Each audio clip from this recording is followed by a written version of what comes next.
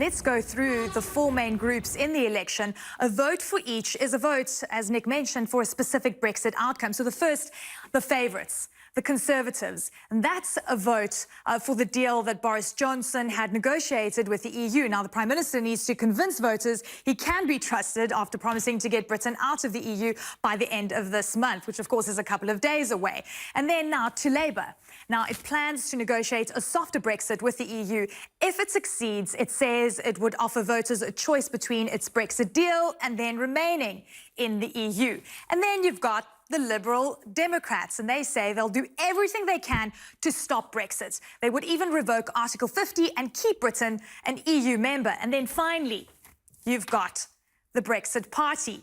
Leader Nigel Farage wants a no-deal Brexit, and if his party picks up momentum, that will squeeze the Conservatives. So, as you can certainly see, there's lots of news coming through from London, and the Prime Minister told Parliament earlier an election is the only way to get the UK out of the Brexit deadlock. Take a listen.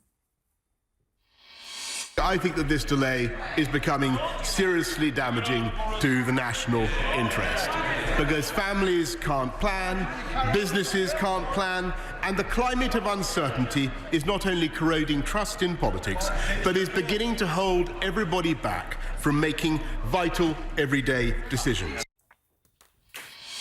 So Mr. Johnson looks like he will now get his wish, but none of the election outcomes will bring certainty to business. Joining me now, we've got Edwin Morgan, the Director of Policy at the Institute of Directors. Edwin, great to have you on. And you're watching all of this from a business perspective, and you've got to price these things in. You've got to look at your models and say, well, this is what the economic outlook is going to be based on these various scenarios. So how do you then price in this uncertainty?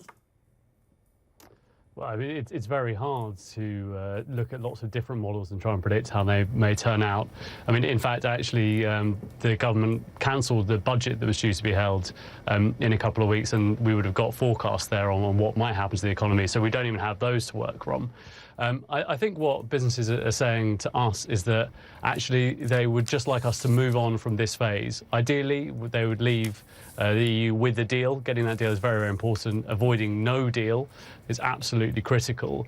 I don't think they're looking forward to this general election with a lot of enthusiasm, but if it breaks the deadlock, if it means that we can move on from this horrible position of just being trapped that we've been in for 3 years, then it might possibly be a way forward for business.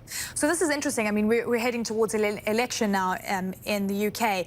And just looking at the survey that you've done with your members, 55% voted for the deal that Boris Johnson had negotiated with the EU, and 44% saying, well, no, this isn't the right deal. Do you think it's a case of let's just get this done and deal with whatever, rules have been negotiated rather than create this uncertainty and push it out to, the end of January?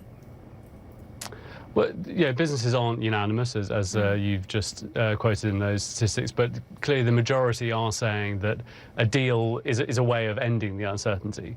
Yeah. It doesn't stop the negotiations we'll still have to do with the EU. This is just the first phase. I mean, that's what's so difficult for businesses, that we haven't moved on even to talking about the future trading relationship with the EU.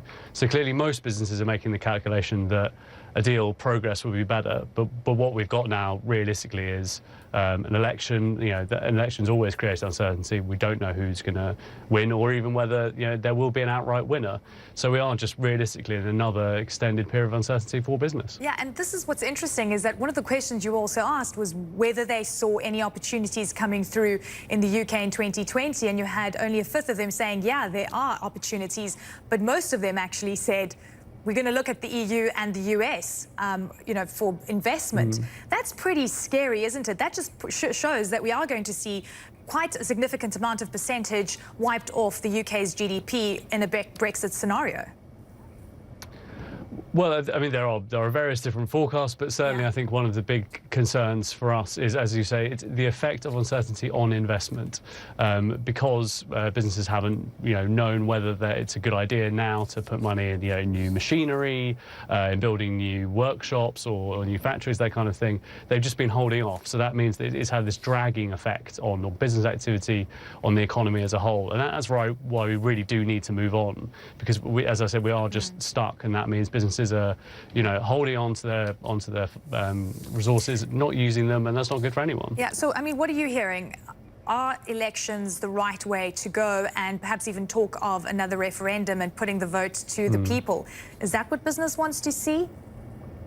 So we did ask, when we asked about the deal, we also asked in the event of an extension, which we have now, what would be the best thing to happen? And unfortunately, there really is no consensus. All I can say is that a general election is the least negative outcome, slightly ahead of a referendum.